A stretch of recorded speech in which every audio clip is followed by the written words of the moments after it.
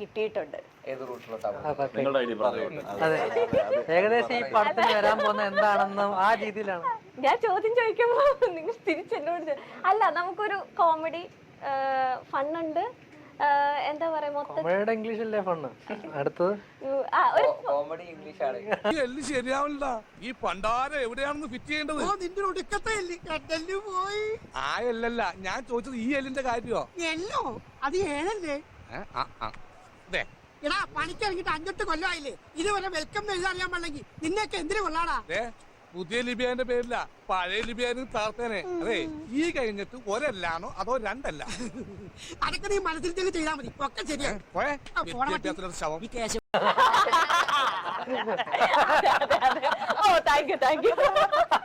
ഇവിടെ നിന്ന് പുറയുന്നു വെട്ടുന്നോ? മണ്ടത്തരം പറഞ്ഞ ഞാൻ തുറന്നു പറയാം. കാണിച്ചുതരാം. എന്താ ഈ കാണിക്കണേ? മാറിക്ക് പൊങ്ങണില്ല ചേട്ടാ. പൊങ്ങണില്ല എന്നുള്ളത് നീ വിളിച്ചു പറയണ്ട. എല്ലാവരും കേട്ടാ എന്താ വിചാരിക്കുക?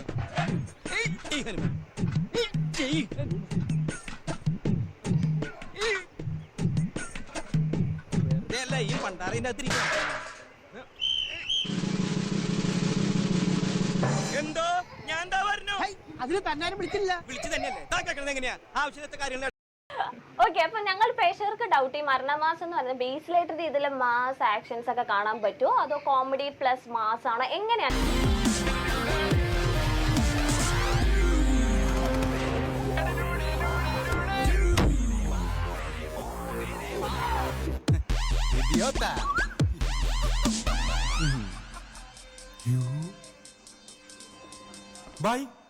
എന്ത് പറ്റി ബൈ?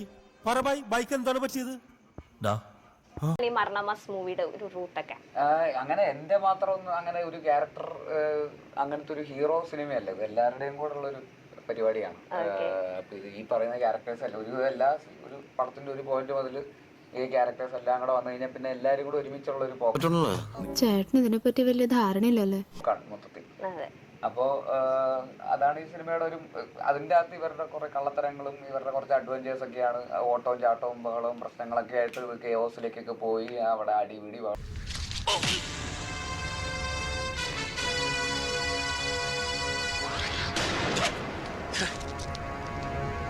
നീ എന്നെ കൊണ്ട് ചെയ്യിക്കും.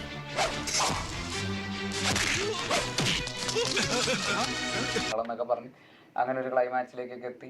അങ്ങനെ ഒരു ഹ്യൂമറാണ്, ചെറിയ സ്പൂഫ് ഉണ്ട്, കുറച്ച് പാരഡി ഒക്കെ പോലെ, ഇങ്ങനെ ചില പഴയ സിനിമ ഡയലോഗുകളും അല്ലെങ്കിൽ ഇപ്പോഴത്തെ പോപ്പ് കൾച്ചർ റെഫറൻസുകളെയൊക്കെ വെച്ചിട്ടൊക്കെ ആയിട്ട് ഒരു പാക്കേജ് ആണ്. അപ്പൊ അതിലൊരു എക്സാജറേഷൻ ഉണ്ട്, മൊത്തത്തിൽ ഇത്തിരി എക്സാജറേറ്റഡ് തമാശകളൊക്കെയാണ്. എനിക്കെല്ലാമായി തൃപ്തിയായി. തിരുബിനി, ഇത് കോണം പോണ പരിപാടിയായി പോയി. എന്ത് തെറ്റാണ് ഞാൻ നിങ്ങളോട് ചെയ്തത്? ഇതുപോലെ നീ എത്ര അപ്പൊ അതിന്റെ അങ്ങനെ കുറച്ച് കളർഫുൾ ആണ്. അങ്ങനെയൊക്കെ ആയിട്ടുള്ള ഒരു സിനിമയാണത്. Fun movie. Okay. And Siju ചേട്ടൻ ബേസിലായിട്ടുണ്ട് ഭയങ്കര ഫാൻ ആണ് എന്ന് പറഞ്ഞിട്ടുണ്ട് അല്ലേ? അപ്പൊ ഒരു ഫാൻ ബോയ് എഴുതിയ ഒരു സ്റ്റോറി അല്ലെങ്കിൽ ഒരു അങ്ങനെ ആരാധിച്ചുകൊണ്ട് എഴുതിയ ഒരു കഥ എന്റെ കയ്യിൽ ഒരു ഐറ്റം ഉണ്ട് മോനെ. എനിക്കൊരു ദേഷ്യം